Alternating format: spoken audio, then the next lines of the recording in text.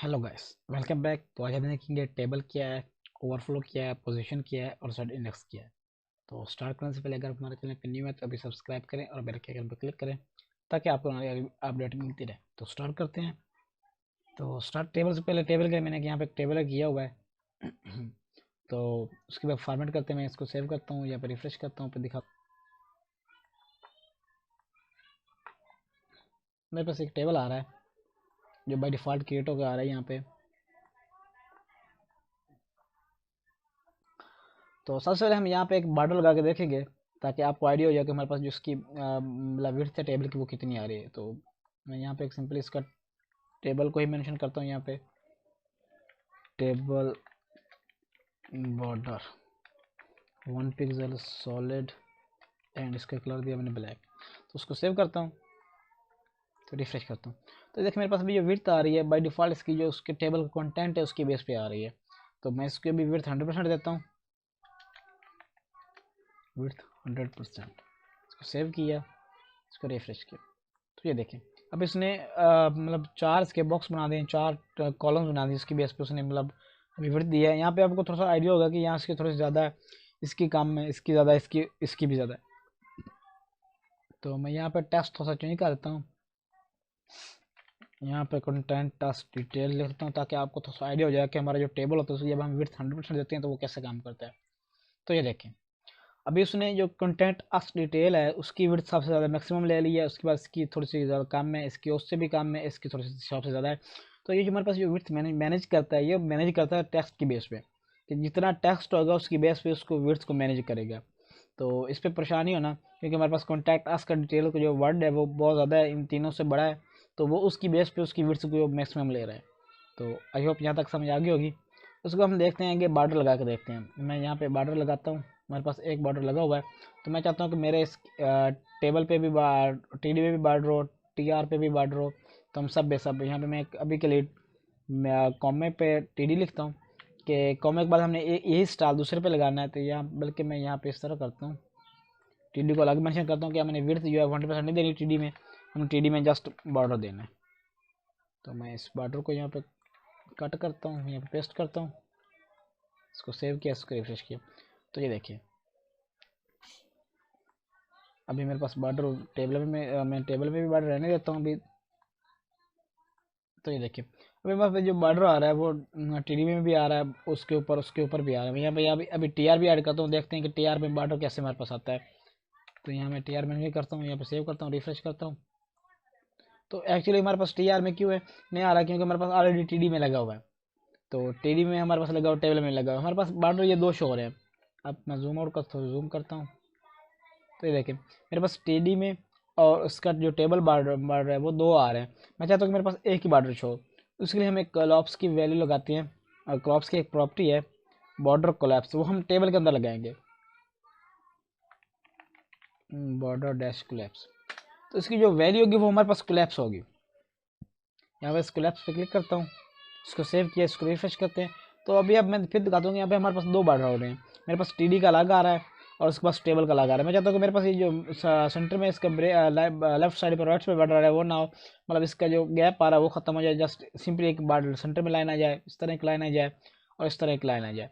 तो मेरे पास जो सिंपली जैसे मैंने बॉर्डर लगाते हैं कि हमारे पास अभी बॉर्डर यहाँ पे लगा हुआ नहीं है, मैंने मेरे को दिखा देता तो मेरे पास सिंपली बॉर्डर है। मैं यहाँ पे रिफ्रेश करूँगा तो ये देखिए मेरे पास उस बॉर्डर कोलैप्स जब मैंने किया तो उसने जो टीडी का बॉर्डर था और जो टेबल का बॉर्डर था उसने उसको मिला के एक एक बॉर्डर कर दिया, मतलब सेंटर में गैप जो था वो खत्म हो गया। वो सेल डिवाइड कर रहा था कि मेरे पास ये सेल अलग गया, ये सेल अलग गया, तो उसने सेल को ख़त्म कर दिया, डिवाइड जो उसकी डिवाइशन थी। तो आई होप यहाँ तक समझ आ गई होगी। उसके बाद हमारे पास है ओवरफ्लो। ओवरफ्लो हमारे पास कैसे काम करता है, हमने पहले भी ओवरफ्लो पढ़ चुके हैं कि अगर हमारे पास कोई कंटेंट ज़्यादा है, हमारे जो सेक्शन होता है, तो हम वहाँ पे ओवरफ्लो लगा के उसको स्क्रॉल बार पे लगाते हैं ताकि हम जो हमारा कंटेंट हो वहाँ उसी सेक्शन के अंदर अंदर मूव हो। तो यहाँ पे भी हम ऐसे करेंगे। मैं यहाँ पे अभी ये करता हूँ कि मैं यहाँ पे टी डी ज़्यादा कर देता हूँ थोड़े से, मैं यहाँ पे टी डी को 10-15 ऐड कर देता हूँ ताकि जो मेरा कंटेंट हो वो मेरा जो स्टेबल है उसके मतलब जो स्क्रीन साइज उससे बढ़ जाए और वो ओवरफ्लो में आ जाए। तो बाय डिफ़ॉल्ट जो होता है कि जो मतलब विंडो होती है वो हमारा जो मेन विंडो होती है, हमारा जो मेन स्क्रीन होती है, मेरे जैसे कह लेंगे मेरा पेज मेन पेज होता है, तो उसमें वो ऑटोमेटिकली हमारा ओवरफ्लो आ जाता है। मैं चाहता हूँ मेरे यहाँ पे ओवरफ्लो ना आए, ये ओवरफ्लो हमारी विंडो में आएगा और पूरी वेबसाइट में कंटेंट होगा उसके बेस पे काम करेगा। मैं चाहता हूँ कि जस्ट मेरा जो टेबल है, मेरा जो टेबल इसके अंदर ओवरफ्लो है और ये मेरे जब मैं स्क्रॉल करूँ तो ये मेरा टेबल यहाँ पे मूव हो, इस यहाँ पे आ जाए या इस उसके टॉप पे आ जाए या बॉटम पे आ जाए, और जैसे भी आए यहाँ पे शो। तो हमारा मोस्टली ये बॉटम पे ही होता है। तो इसके लिए हमें यहाँ पे ये मेंशन करना पड़ेगा कि हमारा जो टेबल है यहाँ पर इसको हमको एक डिव में ऐड करना पड़ेगा, क्योंकि जो हमारा टेबल है उसको हमने ओवरफ्लो करना है कि जब हमारे टेबल का डाटा बढ़े तो वो ओवरफ्लो में काम करे। तो यहाँ मैं भी एक डिव ऐड करता हूँ, इसको क्लॉज देता हूँ जी, टेबल OVER ओवर। इसको टेबल को क्लोज किया, सॉरी डिव को क्लोज किया, यहाँ पे इसके टेबल में पेस्ट कर दिया और यहाँ मैं रिफ्रेश करता हूँ। तो अभी बेसिकली हमारे पास वही आ रहा है, हमने अभी कोई स्टाइलिंग नहीं की। तो अभी जो मैंने अभी डिव लगाया है, क्योंकि जो हमारा डाटा है वो टेबल का आगे बढ़ रहा है, तो उसी टेबल पे हमने लगाना है कि हमारा टेबल का डाटा ऑटो हो। तो वो हमारे डिव में आ रहा है। डिव में हमने इसलिए दिया कि हमारा डिव को होगा, हम डिव को यहाँ पे मेंशन करेंगे। डिव को मेंशन करने के बाद यहाँ पे हम देंगे ओवरफ्लो। हमारे पास ओवरफ्लो की हमने पहले भी प्रॉपर्टी पढ़ी थी, हमारे पास ओवरफ्लो है, ओवरफ्लो वाई है, ओवरफ्लो एक्स है। तो हम सब अभी के लिए हम जस्ट ओवरफ्लो करते हैं, यहाँ पे स्क्रॉल करते हैं, या ऑटो भी लगा सकते हैं कि जब मेरा डेटा बढ़े तब ये स्क्रॉल बार आया, अदरवाइज ना आए। यहाँ मैं सेव करता हूँ तो ये देखें, अब नीचे वाले यहाँ पे देखेंगे, यहाँ वाली जो मैंने स्क्रॉल बार थी वो खत्म हो गई। अब मैं इसको यहाँ पे मूव करूँगा तो मेरे डाटा कंटेंट उसका जो उसी टेबल के अंदर मूव हो रहा है, उसी डिव के अंदर, मेरे डिव के अंदर पूरा टेबल जो है वो मूव हो रहा है।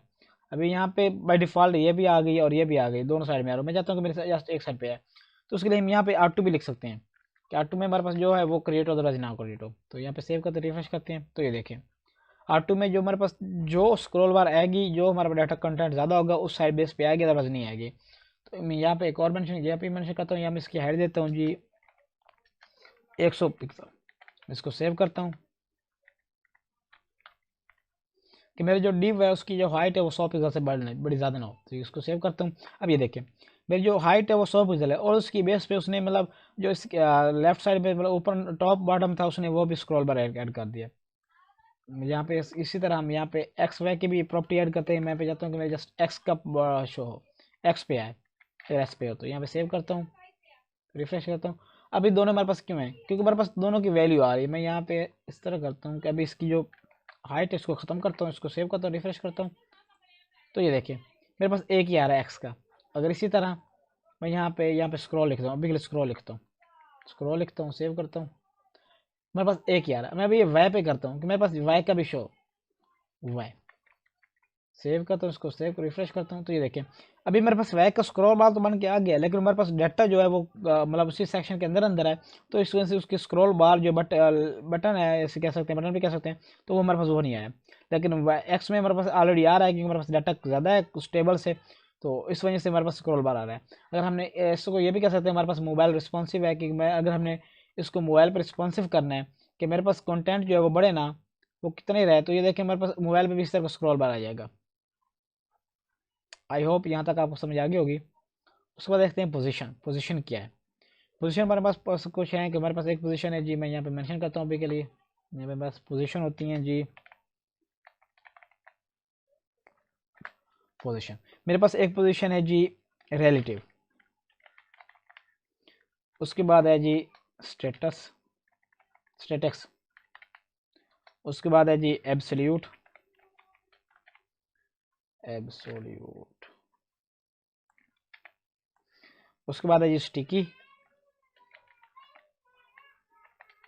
उसके बाद है जी फिक्स्ड।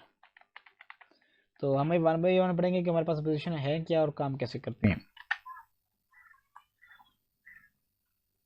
इसको सेव करता हूँ। तो उसके बाद हम पढ़ते हैं, हमारे पास कुछ डिटेल्स हमारे पास होते हैं कि हमारे पास ये पोजीशन है तो काम कैसे करते हैं। तो हमारा जो स्टैटिक्स है हम पहले स्टैटिक्स पढ़ते हैं। इसको मैं तेज जाता हूँ ताकि तो आपको आइडिया हो जाए। जो हमारे पास स्टैटिक्स होती है वो हमारे पास बाई डिफ़ॉल्ट, जो हमारे पास पोजीशन होती है वो बाई डिफ़ॉल्ट हमारे पास स्टैटिक्स होती है। तो मैं यहाँ पे आपको अप्लाई भी करा कर देखता हूँ कि यहाँ मैं इसको सेव करता हूँ। अभी मैं यहाँ पे ना ये इमेज बॉक्स है, मेरे पास इमेज बॉक्स आ रहा है। मैं इसकी भी हाइट जो विड्थ है वो कम कर देता हूँ। इसकी जो हाइट है वो भी मैं करता हूँ 200 पिक्सल, और इसकी जो विड्थ है वो भी करता हूँ 200 पिक्सल। अब इसकी मैक्स विड्थ और मैक्स हाइट उसको मेंशन करता हूँ ताकि ये मेरे पास फिल्टर हो जाए। मैक्स विड्थ भी इसकी 100% जो है और मैक्स हाइट भी इसकी 100% है। इसमें ये होगा कि अगर ये हम पहले पढ़ चुके हैं, फिर भी आपको थोड़ा सा बताता हूँ। जब मैंने मिक्स हाइट और मिक्स मेजरमेंट 100% दिया है, तो ये दोनों तरीक़ों से हमारे जो पास रेशो होगा हमारे पास वो चेक करेगा, इमेज का रेशो चेक करेगा मैक्सिमम हाइट और मैक्स वेट से, तो उसका जो एक्चुअल साइज़ होगा वो इस बॉक्स के अंदर फिल कर देगा। तो मैं इसको रिफ्रेश करता हूँ। एक मिनट, मेरे पास विड्थ जो है, विड्थ भी हमारे पास 100% रहनी चाहिए। हमारे पास जो विड्थ है वो 100% लाजमी रहनी चाहिए मैक्सिमम हाइट और विड्थ के लिए। मैक्स हाइट मैक्स विड्थ 100%, ठीक हो गया। तो ये अभी एक्चुअल साइज आ गया हमारे पास मैक्सिमम विड्थ और हाइट की बेस पे। तो मैं इस पर भी लगा के चेक करता हूँ हमारे पास पोजीशन। तो सबसे पहले मैं पोजीशन लगाता हूँ स्टैटिक्स, पोजीशन स्टैटिक्स स्टैटिक। तो यहाँ पे मैंने सेव किया, रिफ्रेश किया है, तो अभी मेरे पास कोई वैल्यू इस पर चेंज नहीं होगी। मैं यहाँ पे हमारे पास कुछ वैल्यू होती हैं, जब हम पोजीशन देते हैं तो उस पर हम उसकी कुछ वैल्यू चेंज करते हैं। जैसे हमारे पास, तो हमारे पास कुछ वैल्यूज़ होती हैं, जैसे कि हमारे पास एक होती है टॉप बॉटम लेफ्ट राइट। हमको हम इसमें पोजीशन टाइप भी कह सकते हैं कि हम इसको पोजीशन को मेंशन करने के लिए हम इसको वैल्यू देते हैं कि टॉप पे हमारे पास इतना मार्जिन आ जाए, लेफ्ट पे हमारे पास इतनी मार्जिन, स्पेस भी कह सकते हैं, मार्जिन भी कह सकते हैं। तो अभी मैं ऐड करता हूँ जी टॉप। टॉप पे मेरे पास 20 पिक्सल का गैप आ जाए। मैं इसको रिफ्रेश करता हूँ तो चेक करता हूँ हमारे पास गैप आया या नहीं आया। तो देखें इस पर कुछ भी वैल्यू अप्लाई नहीं हो रही, क्योंकि जो स्टैटिक्स होता है वो बाई डिफ़ॉल्ट होता है, इसलिए इसके ऊपर कोई वैल्यू अप्लाई नहीं होती। इसी तरह मैं यहाँ पे भी लिखता हूँ जो हमारे पास जो है दूसरी वैल्यू है ये रिलेटिव। तो यहाँ मैं रिलेटिव लिखता हूँ, और अभी जो मैंने टॉप पिक्सल है मैं उसको कमेंट्स करता हूँ, उसको सेव करता हूँ, रिफ्रेश करता हूँ। तो देखें अभी हमारे पास बाई डिफ़ॉल्ट अभी कोई हमारे पास वैल्यू चेंज नहीं हुई, लेकिन जब मैं इसकी वैल्यू दूंगा टॉप मेरे पास 10 पिक्सल 20 पिक्सल आ जाए, तो आप देखेंगे कि मेरे पास जो टॉप पे गैप आ जाएगा वो 20 पिक्सल का ऐड हो जाएगा। यहाँ पर रिफ्रेश करता हूँ, सेव करता हूँ, तो ये देखिए। तो रिलेटिव जो होती है बाय डिफ़ॉल्ट हमारे स्टैटिक्स पोजीशन से हमारी रिलेटिव मेंशन होती है कि स्टैटिक्स जो होती है वो बाय डिफ़ॉल्ट जो होती है उस पोजीशन में हमारे पास कोई वैल्यू चेंज नहीं होती। लेकिन रिलेटिव में होता है कि अगर हमने कोई पोजीशन चेंज करनी है, हमारी पोजीशन वो स्टैटिक्स के बेस पे ही आएगी, पोजीशन हमारी वही रहेगी, इमेज की वो चेंज नहीं होगी। जस्ट हमें जब हम उसको वैल्यू देंगे टॉप की, बॉटम के, लेफ्ट की, तो उसकी बेस पे वो हमारे पास वैल्यू क्रिएट होगी। तो अभी आपने यहाँ जब मैंने 20 पिक्सल टॉप किया है, तो ये मेरा कंटेंट का एक्चुअल साइज़ है वो मेरे यहाँ से शुरू हो रहा है। यहाँ पे देखेंगे कि मेरे पास ये कंटेंट है, ये 20 पिक्सल इसके ऊपर आ गया है, इस टेबल के ऊपर आ गया है। तो मैं यहाँ पे करता हूँ जी बॉटम भी 20 पिक्सल करता हूँ, बॉटम 20 पिक्सल के, बॉटम से भी 20 पिक्सल का गैप आ जाए। इसको रिफ्रेश करता हूँ, इसको सेव करता हूँ, क्योंकि मेरे पास ये है कि बॉटम में मेरे पास आ तो गया है गैप, लेकिन ये कि मेरे पास नीचे कंटेंट आ रहा था वो उस बेस पे उसने हमारे कंटेंट को अप्लाई 20 पिक्सल को अप्लाई नहीं किया। मैं इंस्पेक्ट करके दिखाता हूँ आपको।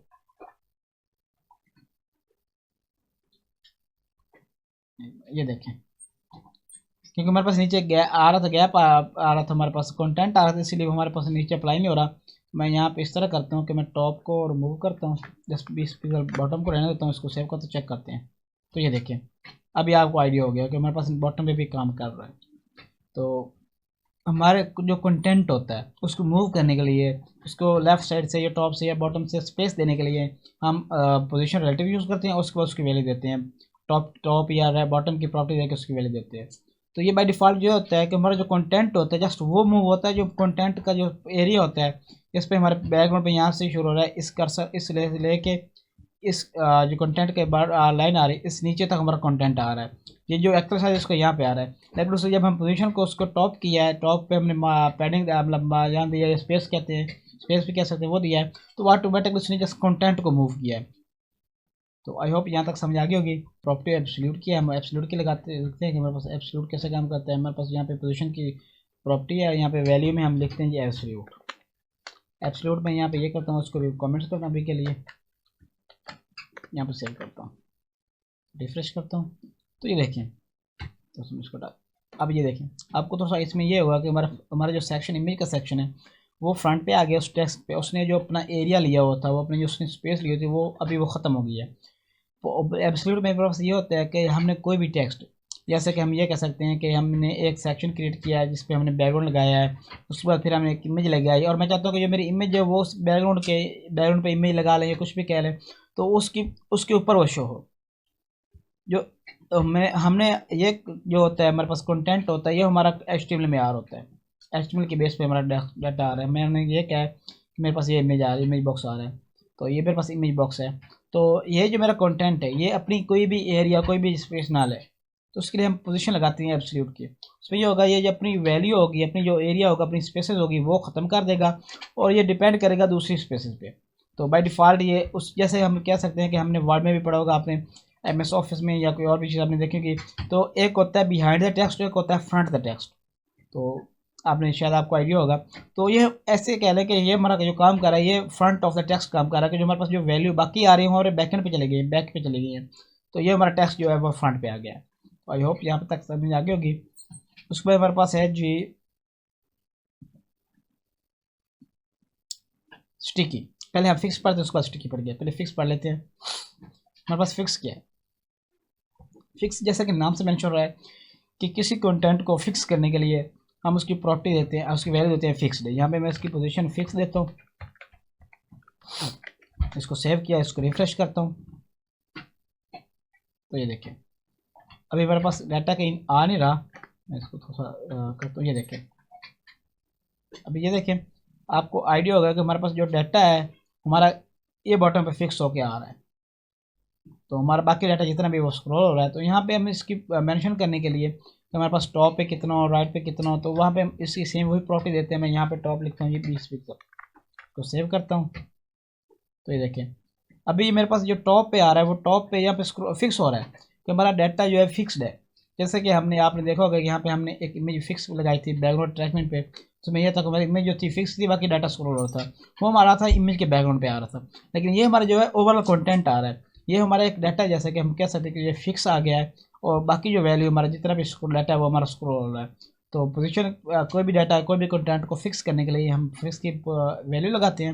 मेरे पास ये होता है, आपने देखा होगा ये स्क्रॉल बार में अक्सर यहाँ पे एक मतलब बटन से बन के आ जाता है। जैसे हम क्लिक करते हैं तो हमारा जो स्क्रॉल होती है वो ऑटोमेटिकली टॉप पे चली जाती है। तो वो भी कह सकते हैं, वो भी हमारी पोजीशन फिक्स में होती है। समटाइम हमारे हेडर जो होता है, हम जो स्क्रॉल करते हैं और तो हेडर वो होता है उस टॉप पे फिक्स हो जाता है। तो उस टाइम में या उसको डाटा को फिक्स करने के लिए हम फिक्स की पोजीशन लगाते हैं। किसी भी कंटेंट को फिक्स करने के लिए हम उसकी पोजीशन जो है हम उसकी फिक्स लगाते हैं। तो उसके बाद हमारे पास है स्टिकी। स्टिकी हम स्टिकी भी लगा के देखते हैं हमारे पास स्टिकी में क्या होता है। यहाँ पर स्टिकी लिखता हूँ, स्टिकी सेव किया, उसको रिफ्रेश करता हूँ। तो ये देखिए मेरे पास जो बाई डिफ़ॉल्ट जो है, आप यहाँ मैं उसको स्क्रॉल कर रहा हूँ, ये देखिए स्क्रॉल हो रहा है, वो उसने अपनी जगह ली हुई है। उसने कोई भी कंटेंट, या मैं इसको जूम आउट करता हूँ, जूम करता हूँ थोड़ा सा, ये देखें उसने अपने पूरी स्पेसेस ली हुई है जितनी वो उसका कंटेंट है। जब मैं इसको स्क्रॉल करता हूँ, या मैंने ऊपर या मैं नीचे स्क्रॉल कर रहा हूँ, जब मैं स्क्रॉल कर रहा हूँ ये देखिए ये अब टॉप के 20 पिक्सल जो हमने यहाँ पे प्रॉपर्टी दी हुई थी टॉप की, इस पर वैल्यू 20 पिक्सल में यहाँ पे 20 पिक्सल अभी हटा के दिखाता हूँ आपको। इसको रिफ्रेश करता हूँ तो ये देखें जब ये पोजीशन, जब ये एक्चुअल जो हमारे पास कंटेंट आ रहा होता है, जब ये टॉप पे आता है, जब इसका स्क्रॉल इसने करना होता है तो वहाँ पे आके इसका स्टॉप हो जाता है। इसका जो स्क्रॉल होता है वहाँ पे हमारे पास फिक्स हो जाता है।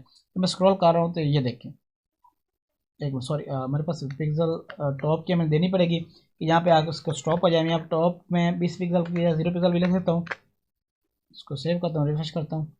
तो ये देखें जब जब ये स्क्रॉल इसका ख़त्म होगा तो ये ऑटोमेटिकली मूव हो जाएगी। हमारे पास अभी ये है कि हमारे पास कंटेंट खत्म हो गया यहाँ से, इसलिए इसने स्क्रॉल को ऊपर कर दिया थोड़ा सा। जब हमारे पास कंटेंट नीचे होगा तो वो ऑटोमेटिकली वहाँ पे स्टॉप करेगा। मैं यहाँ पे करता हूँ जी, अभी के लिए मैं यहाँ पे 50 पिक्सल लिखता हूँ, फिर 50 पिक्सल पे चेक करते हैं हमारे पास स्क्रॉल होता है या नहीं होता है। इसको रिफ्रेश करता हूँ तो ये देखें अभी जब हमारे पास जो पहले स्क्रॉल हो रहा होता है, हमारे पास इमेज स्क्रॉल हो रही है, लेकिन जब इसके डाटा कंटेंट हाइड और ख़त्म हो जाता है टॉप से, जब ये टॉप से 20-50 पिक्सल पे आता है तो वहाँ पे ऑटोमेटिकली स्टॉप हो जाता है। तो मैं यहाँ पे स्क्रॉल करता हूँ, ये देखें जब इसका कंटेंट ख़त्म होता है नीचे से तो तब भी ये ऑटोमेटिकली स्क्रॉल पे टॉप पे चली जाती है। ये देखिए यहाँ पे ये देखिए यहाँ पे आपको थोड़ा सा आइडिया होगा कि जब मैं स्क्रॉल टॉप करता हूँ, स्क्रॉल कर रहा हूँ तो ये ऑटोमेटिक स्टॉप हो जाती है, फिक्स हो जाती है, फिक्स भी कह सकते हैं। तो आई होप यहाँ तक आपको समझ आ गई होगी। तो उसके बाद हमारे पास है कि जेड इंडेक्स, जेड इंडेक्स क्या है। तो जेड इंडेक्स जैसे कि हमने, अब मैं इसको रिफ्रेश करता हूँ तो ये देखिए हमारे पास एक इमेज जो है मेरे पास आ रही है, मैंने इसकी पोजीशन जो है एब्सोल्यूट की हुई है। तो जब मैंने इसकी पोजीशन एब्सोल्यूट की है तो जो मेरे पास जो कंटेंट है, ये देखिए मेरे पास जो कंटेंट आ रहा है ये इसके बिहाइंड पे आ रहा है। मैं चाहता हूँ कि मेरा कंटेंट भी शो हो और इमेज भी इसकी पोजीशन एब्सोल्यूट रहे। तो उसके लिए हम सिंपली इसकी पोजीशन जो है इसकी जो टेब, इसकी जो मेन डिव है उसके हम जेड में से लगाएंगे, जेड इंडेक्स। जेड इंडेक्स में लिखता हूँ जी मैक्सिमम इसकी वैल्यू जितनी भी दे लें, लेकिन मिनिमम जो होगी, हमने अगर कोई वैल्यू दी है पहले 2 4 3 5 तो उसकी उसकी जो मैक्सिमम ज़्यादा वैल्यू की वो हम देंगे। अभी के लिए मैं जस्ट 99 लिख देता हूँ, तो बस उसके बाद सेव करता हूँ। तो उसको रिफ्रेश करके चेक करते हैं तो ये देखें अभी हमारे पास टेक्स्ट आया नहीं होगा, क्योंकि नहीं आया, क्योंकि हमने जो टेक्स्ट शो करना है, जो हमारा जेड इंडेक्स होता है वो तब अप्लाई करते हैं जब हम इसको पोजीशन को देते हैं। जब मैं यहाँ पे पोजीशन देते हैं, ये रिलेटिव पोजीशन दी है, इसको सेव की, इसको रिफ्रेश किया है, तो ये देखिए जब इसकी हम पोजीशन देंगे हमारा जो जेड इंडेक्स का तब काम करेगी जब हम इसको कोई पोजीशन देंगे। बाई डिफ़ॉल्ट पोजीशन होती है, हम वो रिलेटिव यूज़ करते हैं कि हमें डाटा को मैनेज करने के लिए, कंटेंट को अपडेट करने के लिए, मतलब कोई भी कंटेंट टॉप मूव या लेफ्ट राइट में मूव करने के लिए हम जो पोजीशन होती है हम रिलेटिव देते हैं। तो आई होप यहाँ तक समझ आ गई होगी। मिलते हैं अगले लेक्चर के साथ। थैंक्स।